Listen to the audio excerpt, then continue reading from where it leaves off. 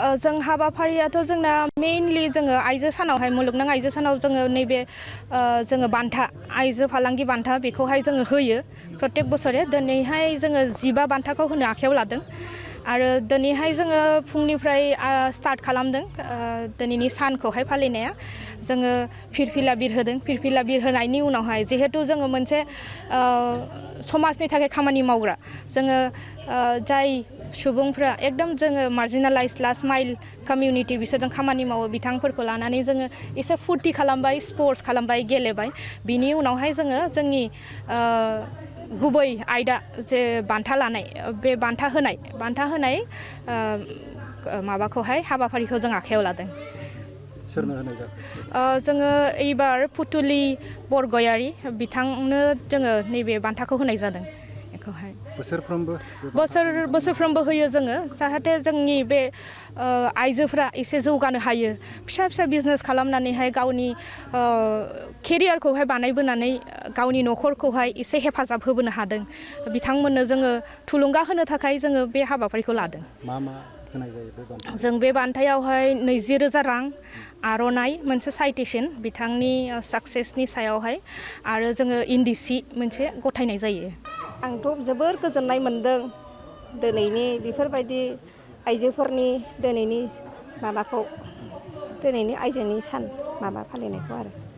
आं मालाबाबो सानाखैमोन आरो बेफोरबायदि आंखौ मालाबा बेफोरबायदि नुनानै आंनि खस्थ' खालामनायखौ नुनानै दि आंखौ नागिरनानै लायदों आं बेफोरखौ सानाखैमोन आरो दिनै आं बिराद गोजोननाय मोनदों दिनै आङो खस्थ' खालामनानै गथ' सानैखौ थोजासे फोरोंनो हादों आं खस्थ' लानानैबाबो बा गथ'आबो खस्थ' खालामनानै थाखा फैसाजों माने थोसार होनो हायाखै आंबो फिसाखौ दा गथ' देरसिनखौ आङो दानै माने फिस्टिखौ माने उथ्रिसारनो हाबाय आरो फिसा बिरग्लांगुथिया ओरैनो सिनाखिखौ बुंलाय मादै आंनि सिनाखियाथ' आङो मा बुंबावनो माने खस्थ'नि माबाखौ आरो आङो गामिया आंनि फार्स्टनि गामिया माने कारिगाव निउ बासबारिनिमोन आङो ओमफ्राय बेनिफ्राय आङो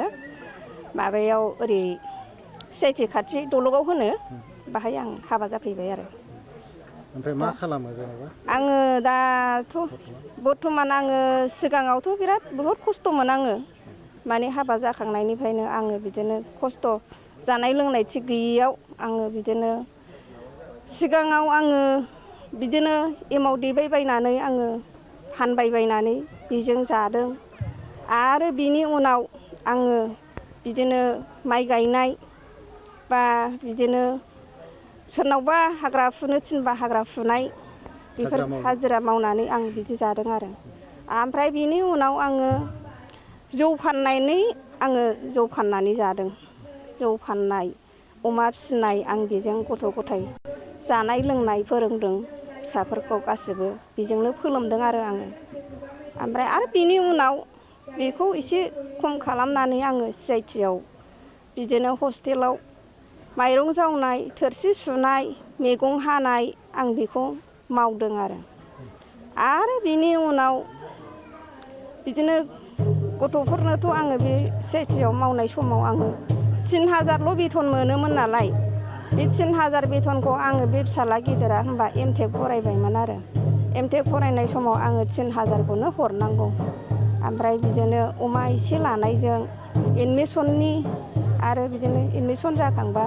6 मासजों दालाय फर्म फिलाप जाया होनबा बेहाय आङो खुनुरुखुम अमाजों फिलाप खालामोमोन आरो बे गथ'नो हरनायखौ आरो टिउसन लाबाय थाखायोमोन बे फंबाय दुइसिनाबो बारा नांथारगौबा आङो बे फंबाय दुइसिनखौ नोंनिखौ एसे हरदो होननानै आङो हरहोयोमोन आरो थोथाराबा बेजोंनो हस्टेलनि फिस होनांगौ आरो बेजोंनो खाथा कलम बायनांगौ बेबादिमोन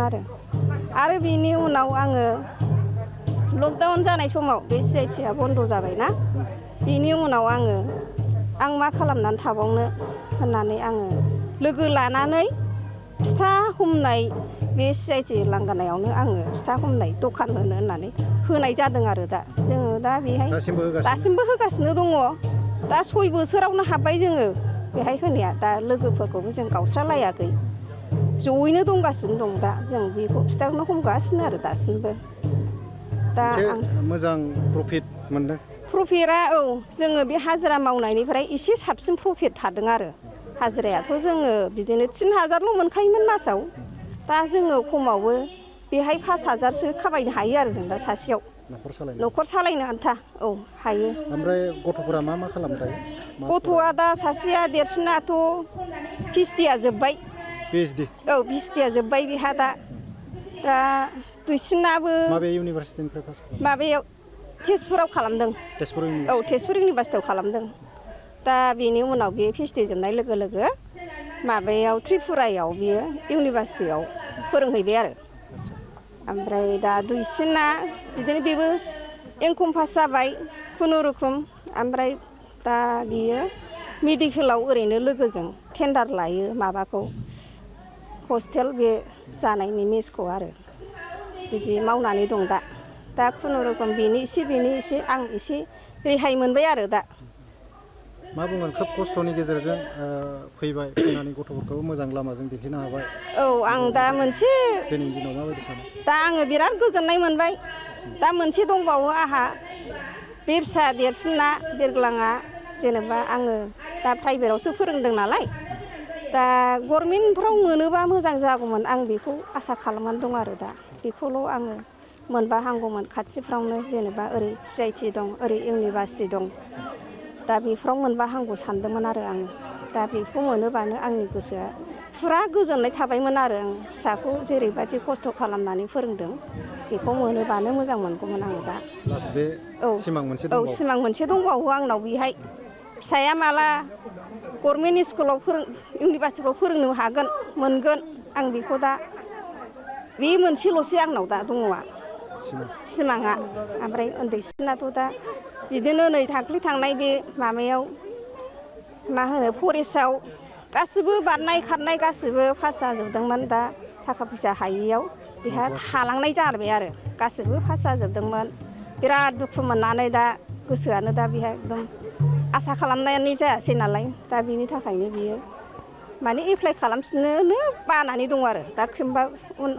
थेवब्लाबो दा खनसेयाव खालामथारदो होननानै जों खालामहोबावदों आरो दा